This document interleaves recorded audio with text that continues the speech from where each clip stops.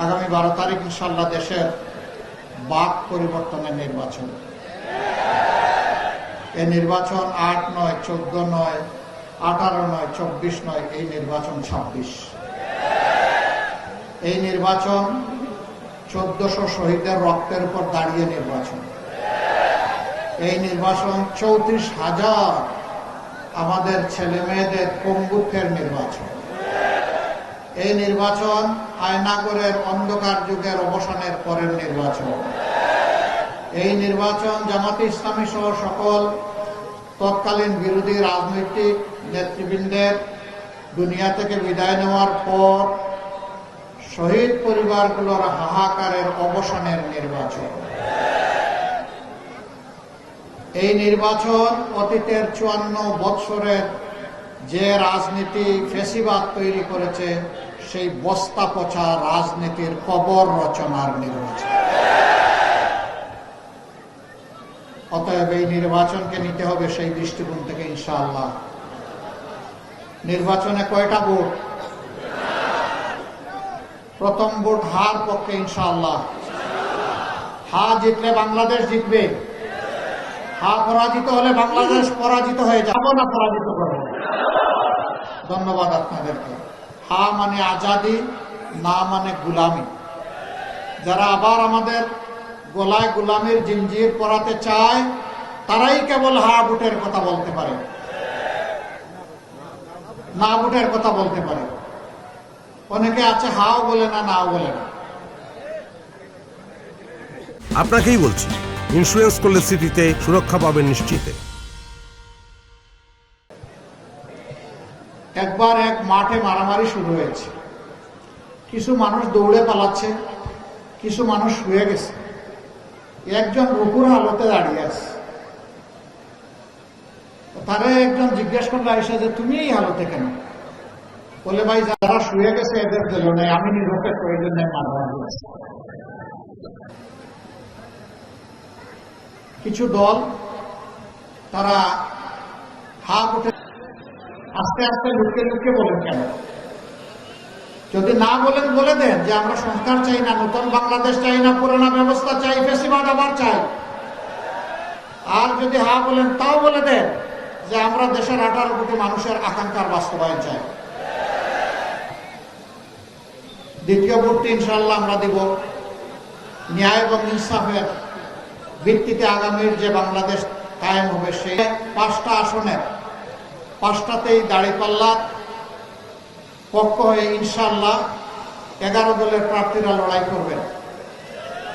সারা বাংলাদেশে যাকে যেটা হাতে তুলে দেওয়া হয়েছে ওইটা নিয়ে ইনশাআল্লাহ তারা লড়াই করবেন নিজেকে নেতা বানানোর জন্য, তাই না? না, তারা লড়াই করবেন নিজেকে জনগণের সেবক বানানোর জন্য।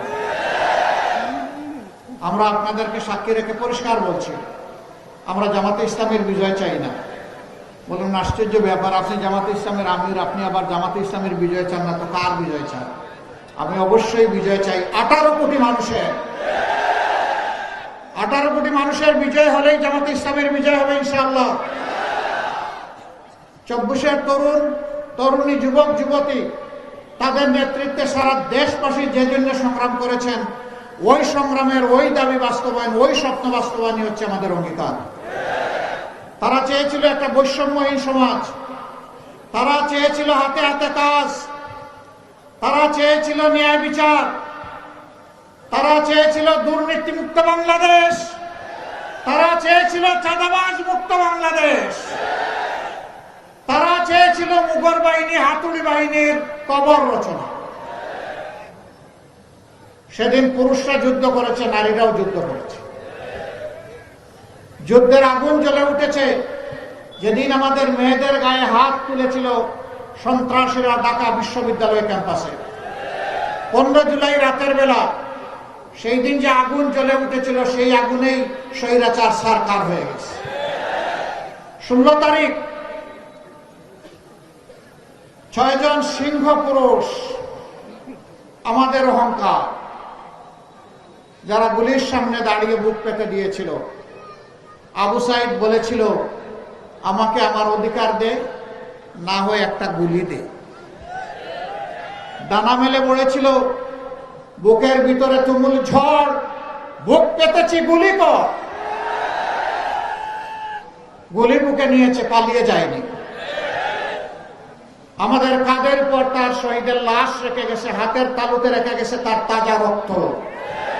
আমরা এই লাশ আর রক্তের সাথে বেঈমানি করতে পারবো না। এর আগে আবরার ফাহাদ দেশের সার্বভৌমত্বের পক্ষে গর্জন করেছিল লিখনের মাধ্যমে। বুয়েটের মেধাবী ছাত্র আবরার ফাহাদ, তাকে আধিপত্যবাদের গুলামরা তাকে পিটিয়ে পিটিয়ে হত্যা করেছে।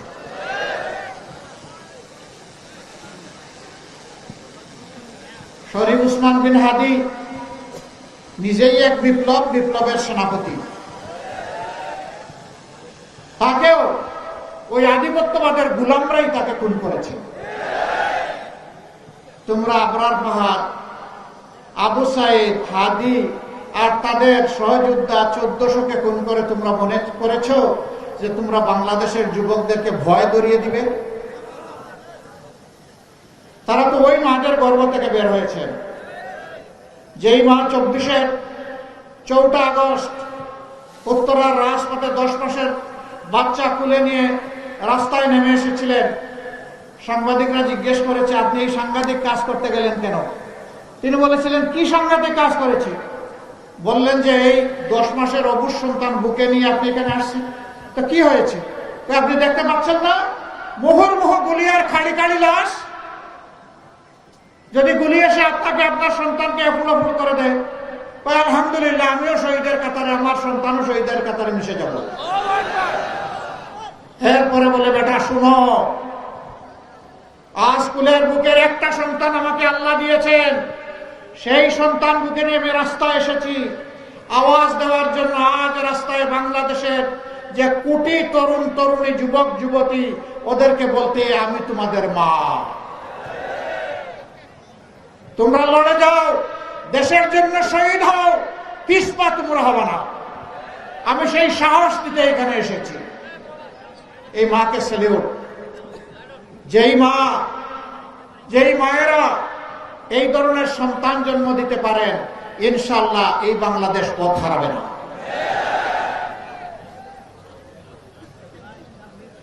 এখানে ইসলামপুরের অনেকগুলা কথা বলা হয়েছে, দুঃখ দুর্দশার কথা। আমি আপনাদের এক ভাই, আমি 22 সালের মে মাসের 24 তারিখ এখানে এসেছিলাম। তখন একটা ভয়াবহ বন্যা হয়েছিল। আমি যখন নদীর পাড় দিয়ে হাঁটছিলাম, এই দেখতে দেখতে 2-4টা বাড়ি দেখলাম যে নদীর বুকে চলে গেল। সেখানে মায়েরা এসেছেন, বাবারা এসেছেন, ভাইয়েরা এসেছেন। আমি তাদেরকে সেদিন বলেছিলাম যে আমি এখানে রিলিফ দিতে আসিনি, আমি এসেছি আপনাদের একজন হয়ে, আপনাদের এই দুঃখের সাক্ষী হতে। আমি এসেছি একজন আপনজন হিসাবে, আত্মীয় হিসাবে, আত্মার আত্মীয় হিসাবে। কোন অবস্থায় এসেছিলাম জানেন? হাসিনার দুষ্ট লোকেরা যেদিন আমাকে টেলিস্কোপ দিয়ে খুঁজছিল কোথায় থেকে আমাকে অ্যারেস্ট করবে, আমি জীবনের ভয় করি নাই। সেই বন্যায় আমার সহকর্মীদেরকে নিয়ে আমি গোলাপানিতে ঝাঁপিয়ে পড়েছিলাম। আমি বলেছিলাম, প্রাকৃতিক বিপর্যয় আল্লাহর পরীক্ষা, কিন্তু তাকে অবহেলা করা জঘন্য অপরাধ। এই পরীক্ষায় পরস্পরের পাশে দাঁড়াতে হবে। মূল দায়িত্ব ছিল সরকারের। হেঁটে হেঁটে ঘুরে ঘুরে দেখলাম সরকার আসে নাই, সরকার আসার প্রয়োজন নাই। জনগণের কাছে যাদের দায়বদ্ধতা নাই, জনগণের ভোটের যাদের দরকার নাই, সে সরকার জনগণের বিপদে আসবে কেন? তা তো আসার প্রয়োজন নেই, তাই তারা আসেনি। আমরা গিয়েছি, গলা পানিতে নেমেছি, হাঁটু পানিতে নেমেছি, কোমর পানিতে নেমেছি, মানুষের প্রতি দুঃখের অংশীদার হতে। তখনকার প্রধানমন্ত্রী তিনি হেলিকপ্টারে ঘুরেছেন, মাটিতে তার পা পড়েনি, পানি তো দূরের কথা। এ দিয়ে হবে না। এই দুঃখী বাংলাদেশের চোখের পানি মুছে দিতে হলে ওই পানিতেই নামতে হবে। আমরা পরোয়া করিনি জেল জুলুম হরানিকে, কারো রক্তচক্ষুকে। আমরা আল্লাহর উপর ভরসা করে বাংলাদেশের এক মাথা থেকে আরেক মাথায় দৌড়াদৌড়ি করেছি। যেখানেই মানুষের বিপদ সেখানেই আমাদের উপস্থিতি। আমাদের সহকর্মীরা দারুণভাবে আমাকে ঋণী করেছেন। সামান্য একটু ইশারা দিয়েছে, ঝাঁপিয়ে পড়েছেন, আলহামদুলিল্লাহ। সেই সময়টা তো আর নির্বাচন ছিল না রে ভাই, সেই সময়টা ছিল মানবতা। আমরা ওই মানবিক বাংলাদেশটা করতে চাই। আমরা যুবক ভাইদেরকে বলবো, তোমাদের কাছে আমরা ঋণী। যুবতী বোনদেরকে বলবো, তোমাদের কাছে আমরা ঋণী। আমরা 15.5 বছর লড়াই করেছি, আমরা কিছুই করতে পারি। জীবন দিয়েছি, আয়নাগরের সঙ্গী হয়েছি, পঙ্গু হয়েছি, জেলে গিয়েছি, দফায় দফায়, মায়েরাও গিয়েছে, এমনকি অবুজ শিশু সহ জেলে যেতে হয়েছে। এমন দুর্ভাগ্য আমাদের, জাতিকে 15.5 বছর এইরকম বুক করতে হয়েছে। আসুন 15 তারিখের পরে একটু শপথ নেই না যে নিজে বদলিব, দেশকে বদলাই দেব ইনশাআল্লাহ। ভালো মানুষ হব, ভালো মানুষের দেশ করব। যুবকদের হাতে বেকার ভাতা দিয়ে অপমানিত করব না, যুবকদের হাতে কাজ তুলে দেব ইনশাআল্লাহ। এখানে special economic zone, double rail line, নদী ভাঙ্গনের উপযুক্ত ব্যবস্থা নেওয়া, তারপরে নকশিপল্লী গড়ে তুলে মায়েদেরকে স্বস্তির সাথে কর্মসংস্থানের সম্মানজনক ব্যবস্থা করে দেওয়া সহ মেডিকেল কলেজ হাসপাতালকে তার কাঙ্ক্ষিত মানে পৌঁছায় দেওয়া, যে দাবিগুলো এখানে করা হয়েছে সবগুলো যৌক্তিক দাবি। কথা দিচ্ছি, আপনাদের টাকা আপনাদের কাজে লাগবে ইনশাআল্লাহ। এই টাকায় হাত দিব না, চুরি করব না, লুণ্ঠন করব না, ব্যাংক খালি করব না, শেয়ার মার্কেট লুণ্ঠন করব না, চাঁদা তুলব না, দুর্নীতি করতে দিব না। আপনাদের টাকা আপনাদের কল্যাণে ব্যয় হবে ইনশাআল্লাহ। আপনাদের দাবি তখন আপনাদের চোখের সামনে বাস্তবায়িত হবে। আর আপনাদের ভোটে যদি আল্লাহর মেহেরবানিতে আপনাদের এই ভাইয়েরা নির্বাচিত হন, তারা বছরে একবার কমপক্ষে তাদের এবং তাদের পরিবারের সকল সদস্যের তাদের আর্থিক হিসাব নিকাশ জনগণের সামনে উন্মুক্ত করতে বাধ্য করে। তারাও কি অতীতের রাস্তায় হাঁটছেন নাকি পরিবর্তনের রাস্তা ধরে হাঁটছেন, তা জানার অধিকার এই জনগণের আছে। ক্ষমতায় যাওয়া চাকরিকানি স্বাদের ব্যাপার নয়, দায়িত্বের বোঝা। সেই বোঝা ঘাড়ে নিয়ে মানুষের প্রতি দায়বদ্ধতা নিয়ে কাজ করতে হবে ইনশাআল্লাহ। যুবক যুবতীদেরকে যেমন আমরা হাত মজবুত করে দিব শিক্ষা প্রশিক্ষণের মাধ্যমে, তেমনি দেশ গড়ার কারিগর হিসাবে তাদের হাতে বাংলাদেশও তুলে দেবো ইনশাআল্লাহ। প্রস্তুত? আমরা দিতে প্রস্তুত, যুবকরা নিতে প্রস্তুত। মোবারকবাদ, তৈরি হয়ে যায়। এবার 11 দলীয় জোট এবং বিশেষ করে জামাতে ইসলামী যাদেরকে নির্বাচনে আমাদের প্রার্থী করেছে, তাদের 62 ভাগ যুবক। এই বার্তা দিচ্ছি, আগামীর বাংলাদেশ যুবকদের বাংলাদেশ। আমার যুবকেরা কারো কাছে ভিক্ষা চায় না, কারো কাছে ভাতা চায় না। আমার যুবকেরা দেশ গড়তে চায়, হাতে কাজ চায়। ইনশাআল্লাহ কাজ পাবা ইনশাআল্লাহ। মাদের ব্যাপারে আমাদের অঙ্গীকার, আপনাদের ঋণ পরিশোধ করা কোনো সন্তানের পক্ষে সম্ভব নয়। আপনারা গর্বে নিয়েছেন, বুকের দুধ দিয়েছেন, বুকের বিছনায় লালন পালন করেছেন। 1 সেকেন্ডের কোনো ঋণ পরিশোধের শক্তি আমাদের না, কিন্তু এরপরে আমাদের চেষ্টা করতে হবে। আপনারা গৃহে, চলাচলে, কর্মস্থলে, 3 জায়গায় সব কিছুর আগে আপনাদের নিরাপত্তা নিশ্চিত করা হবে ইনশাআল্লাহ। আপনাদের সম্মান নিশ্চিত করা হবে ইনশাআল্লাহ। যোগ্যতার ভিত্তিতে আপনাদের হাতে দেশ গড়ার কাজও তুলে দেওয়া হবে ইনশাআল্লাহ। সব জায়গায় কাজ করবে। আল্লাহর নবীজির সাথে, মুহাম্মদুর রাসূলুল্লাহ সাল্লাল্লাহু আলাইহি সাল্লামের সাথে আমাদের মায়েরা যুদ্ধের ময়দানে গিয়ে যুদ্ধ করেছে। যুদ্ধের চাইতে কঠিন কোনো কাজ নাই। সব কাজে আপনারা অংশীদারিত্ব পাবেন ন্যায্যতার ভিত্তিতে ইনশাআল্লাহ। আপনাদের অনেক হক এই সমাজে লঙ্ঘিত হয়। আমরা ইনশাআল্লাহ, যদি আল্লাহ সুযোগ দেন, আমরা যদি এই দেশ পরিচালনার সুযোগ পাই, হক নিয়ে আপনার স্বামীও বসে থাকলে ওখান থেকে আদায় করে আপনার হাতে তুলে দেব। যার যে হক আছে সেই হক দেওয়া হবে। মাদেরকে যে জাতি সম্মান করতে জানে না, আল্লাহ তাআলা এই জাতিকে ভালোবাসেন না। মায়ের ভালোবাসা আমরা নিশ্চিত করবো ইনশাআল্লাহ তাআলা আযীম। অন্যান্য ধর্মের ভাই বোনদের প্রতি আমাদের বার্তা স্পষ্ট, বাংলাদেশ ফুলের বাগান, সব জাতের গাছ দিয়ে আমরা ফুল সাজাবো, বাগান সাজাবো ইনশাআল্লাহ তাআলা। এখানে কারো যোগ্যতার ক্ষেত্রে তার ধর্ম কি, দল কি, গায়ের চামড়ার রং কি, মুখের ভাষা কি, এটা দেখা হবে না। এখন দেখা হবে তার ওই কাজের যোগ্যতা আছে কিনা, তার মাঝে দেশের প্রতি কমিটমেন্ট, দেশপ্রেম আছে কিনা। যদি ওই দুই জিনিস থাকে, কাজ তার হাতে চলে যাবে ইনশাআল্লাহ। ধর্ম বর্ণের ভিত্তিতে কোনো ভেদাভেদ এখানে আমরা চলতে দেব না, আমাদের জাতিকে আর বিভক্ত করতে দেব না, জাতি ঐক্যবদ্ধ থাকবে ইনশাআল্লাহ। বন্ধুগণ, আমি একটু সাহায্য চাই আপনাদের। কোনো জায়গায় আমাদের মায়েদের একটু অপমান করা হচ্ছে শুধু ইনসাফের প্রতীক দাড়িপাল্লায় বুট চাওয়ার জন্য। আমাদের মায়েদের কি অধিকার নাই? তাদেরকে এই দায়িত্ব নেই? যারা মায়ের গায়ে হাত তুলে তারা কোন প্রজাতি আমি বুঝতে পারি না। এরা কি মানুষ প্রজাতি না অন্য কোন প্রজাতি? এই কয়েকদিন ধরে উৎপাত শুরু হয়েছে। আমরা চাই সবাই যার যার কর্মসূচি, পরিকল্পনা, বক্তব্য নিয়ে জনগণের কাছে যাক। যারা হাত তুলছে তারাও যাক, আমরাও যাব। আমি মাদেরকে বলবো, আমরা আপনাদের সন্তান, আপনাদের অপমান আমরা সহ্য করব না। একদম সাফ কথা, সহ্য করব না। যদি কোনো দুর্বৃত্ত আপনাদেরকে কোনো কটু কথা বলে, চোখে চোখ রেখে বলবেন, আমি মা, আমি তোমাকে পরোয়া করি না, আমি পরোয়া করি আল্লাহ তাআলাকে। কোনো জায়গায় ধমক দেওয়া হচ্ছে যে দাড়িপাল্লায় ভোট দিলে সেদিন যাইও না, ওইটাও চোখে চোখ রেখে বলে দিবেন, আমি যাব, পারলে তুমি ঠেকাইও। বিড়ালরা পালাবে, দেখবেন পালাবে পিছনের দরজা দিয়ে ইনশাআল্লাহ। আর মায়ের সন্তানদেরকে বলবো, পাহারাদার হয়ে সেদিন মায়ের পাশে থাকবেন। সারা বাংলাদেশের মায়েরা তাদের নিরাপত্তার জন্য তারা বলে যে আমরা এখন এই সংগঠনকে চাই। এটা তাদের অধিকার, এটা তাদের ফ্রিডম অফ চয়েস।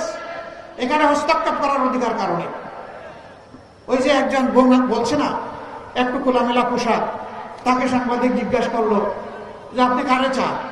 সে বলে আমি জামাতকে চাই। কেন? যে জামাতের দেশটা ঠিক করতে পারবে। কই যে তাইলে তো আপনি এই কাপড় পরতে পারবেন না। কই পরবো না। আপনার কাপড় বদলে আপনাকে শালীন পোশাক পরতে হবে, পরবো। তো জামাতের কোন জিনিস আপনার ভালো লাগে? কই জামাতই আমার ভালো। এই যে এটা দেখে অনেকের মাথা গরম হয়ে গেছে।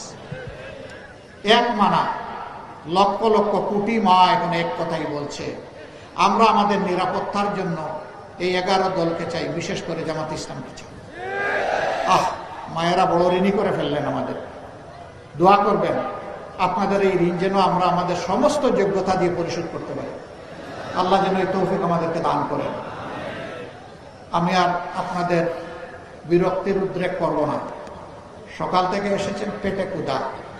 মানুষ যখন ক্ষুধার্ত থাকে তখন মেজাজ খারাপ হয়ে যায়, এর উপরে আবার পড়া রোদ। এই জন্য এখানে এই কথা রেখে গেলাম। আর যত কথা যত জায়গায় বলেছি সেগুলোই আমাদের অঙ্গীকার। আর এখানকার ব্যাপারে বলছি, 5টা আসন আল্লাহর রাস্তে সভ্য, সুন্দর, দুর্নীতিমুক্ত, চাঁদাবাজ মুক্ত, একটা সাম্যের ইনসাফপূর্ণ মানবিক বাংলাদেশ করার জন্য আপনারা মেহরবানি করে আমাদেরকে উপহার দেন। আমরা আপনাদের এই আস্থার প্রতিদান দেওয়ার জন্য ইনশাআল্লাহ মহান আল্লাহর উপর ভরসা করে জান প্রাণ দিয়ে আমরা চেষ্টা করবো ইনশাআল্লাহ। আপনারা দোয়া করবেন। আমি এখন ইনসাফের প্রতীক দাড়িপাল্লা 5 জন ভাইয়ের হাতে তুলে দিচ্ছি। প্রথমেই জামালপুর 1, দেওয়ানগঞ্জ, বক্সিগঞ্জ, অ্যাডভোকেট মৌলানা মোহাম্মদ নাজমুল হক সাইদি। আসেন ভাই, ডান দিকে আসেন। পাল্লা ধরেন। আলহামদুলিল্লাহ, আলহামদুলিল্লাহ। ধরেন, আপনাকে তো আমি দিচ্ছি, তো আপনার হাত ছাড়বেন কেন? শক্ত করে ধরেন, জাতির দায়িত্ব নিতে হবে মজবুত করে, উঁচু করে ধরেন। এই পাল্লার মর্যাদা ইনশাআল্লাহ আপনারা রক্ষা করবেন। প্রতীক আছে? কোনসে প্রতীক? আলহামদুলিল্লাহ, আপনি যান। এরপরে জামালপুর 2, এই আসনে ইসলামপুর ডক্টর মৌলানা সামিউল হক ফারুকি, আপনাদের প্রিয় মানুষ, বিশিষ্ট শিক্ষাবিদ। ধরেন ভাই, বিশিষ্ট শিক্ষাবিদ। এই সবাই ধরবেন, ছেড়ে দিবেন না। বিশিষ্ট শিক্ষাবিদ, তাকে আপনাদের কাছে উপহার দিলাম। মার্কাটা কি রে ভাই? আরো দূরে 12 তারিখ ইনশাআল্লাহ বিজয়মালা ইনশাআল্লাহ, মাশাআল্লাহ। এরপরে জামালপুর 3, মেলান্দহ মাদারগঞ্জ, মাওলানা মোহাম্মদ মুজিবুর রহমান আজাদি। আজাদি না গুলামি? আজাদি না গুলামি? তার হাত ধরে আজাদি নিশ্চিত হবে ইনশাআল্লাহ। ইনসাফের শাসনও কায়েম হবে ইনশাআল্লাহ। তারপরে 4 নম্বর আসন সরিষাবাড়ি, অ্যাডভোকেট মাওলানা মোহাম্মদ আব্দুল ওয়া। যে ধরেন, শক্ত করে ধরেন, হাত উঁচু করে। মার্কা আছে? পুরুষে মার্কা? জুড়ে সুরে, আরো জুড়ে। 12 তারিখ সকাল সন্ধ্যা সারাদিন সবাই মিলে ইনশাআল্লাহ বিজয়মালা, দাড়িপাল্লা, শুকরান জাজিলা। তারপরে জামালপুর 5 সদর আসন, মৌলানা মোহাম্মদ আব্দুল সত্তার। সম্মানিত জেলা আমির, ধরেন শক্ত করে, সোনালি এই পাল্লা, ইনসাফের পাল্লা, ইনসাফের পাল্লা, জুড়ে সুরে ইনশাআল্লাহ 12 তারিখ ইনশাআল্লাহ বিজয় হবে। আরেকটা ভোট চাইব, দিবেন? সেই ভোটটা হচ্ছে পুরাতন বস্তা পচা সব কিছুকে পায়ের তলে ফেলে দিয়ে নতুন বাংলাদেশের জন্য গণভোটে হা। গণভোটে কি বলবেন? হা মানে আজাদি, না মানে গুলামি। আজাদি না গুলামি? আজাদি না গুলামি? এখানে প্রশাসনের বহু স্তরের বাইরে আছেন, তাদের প্রতি কৃতজ্ঞ। তাদের ব্যাপারে একটা কথা, আমরা সবাই এদেশের নাগরিক, পরস্পরের সম্পূরক, সাহায্যকারী। আমরা ইনসাফ ভিত্তিক একটা দেশ গড়ার জন্য আপনাদের আন্তরিক সহযোগিতা চাই, আপনাদের কোনো আনুকূল্য চাই না। শুধুমাত্র আপনারা নিজের জায়গায় দাঁড়িয়ে অত্যন্ত নিউট্রালিটি মেনটেন করে আপনারা দায়িত্বটা পালন করবেন। সেনাবাহিনীর সদস্যরা আছেন, বিজিবির সদস্যরা আছেন। এই 2টা বাহিনী কি করে জানেন? এই বাহিনীতে ঢোকার সময় শপথ নেয় দেশের জন্য জীবন দেব, কিন্তু আমার দেশের 1 ইঞ্চি মাটি কাউকে দেব না। তাদের তুলনা শুধু তাদের সাথে, অন্য কারো সাথে নয়। অন্য কোনো সার্ভিসে এটি নেই। পুলিশের সদস্যরা তারা দায়িত্ব পালন করছেন। এই একটা বাহিনীর দিন নাই রাত নাই, 24 ঘন্টা ডিউটি। অনেক সময় দুষ্ট লোককে দূরতে গিয়ে নিজের জীবনটাও চলে যায়। তাদের বেতন আর অন্য সাধারণ কর্মচারী যিনি 8 ঘন্টা ডিউটি করবেন একেবারে মেপে মেপে গড়ির কাটা দেখে, তাদের সাথে যদি পুলিশকে তুলনা করা হয়, এটা বেইনসাফি। আমরা ইনশাআল্লাহ দায়িত্ব গেলে ইনসাফের সাথে যার যেটা মর্যাদা সেই অনুযায়ী বেতন কাঠামো আমরা সাজাবো ইনশাআল্লাহ। সবাইকে সমান দেওয়ার নাম ইনসাফ নয়, যার যেটা পাওনা তার হাতে ন্যায্যতার ভিত্তিতে তুলে দেওয়ার নাম ইনসাফ।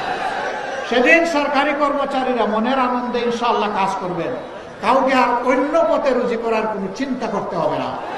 তারা সেদিন সম্মানের সাথে, গর্বের সাথে মাথা উঁচু করে তার যোগ্যতা উজাড় করে এই জাতিকে দিয়ে যাবেন ইনশাআল্লাহ। আমরা সেই বাংলাদেশটি চাই, হাতে হাত মিলাতে চাই। এ দেশকে আর কাউকে বিভক্ত করার সুযোগ দিব না ইনশাআল্লাহ। আসুন এবার আল্লাহর নামে শুকরিয়া আদায় করে বিদায় নেই। লিল্লাহি তাকবীর, লিল্লাহি তাকবীর, ইনকিলাব ইনকিলাব, জিন্দাবাদ জিন্দাবাদ, ইনকিলাব জিন্দাবাদ। আসসালামু আলাইকুম ওয়া রাহমাতুল্লাহ।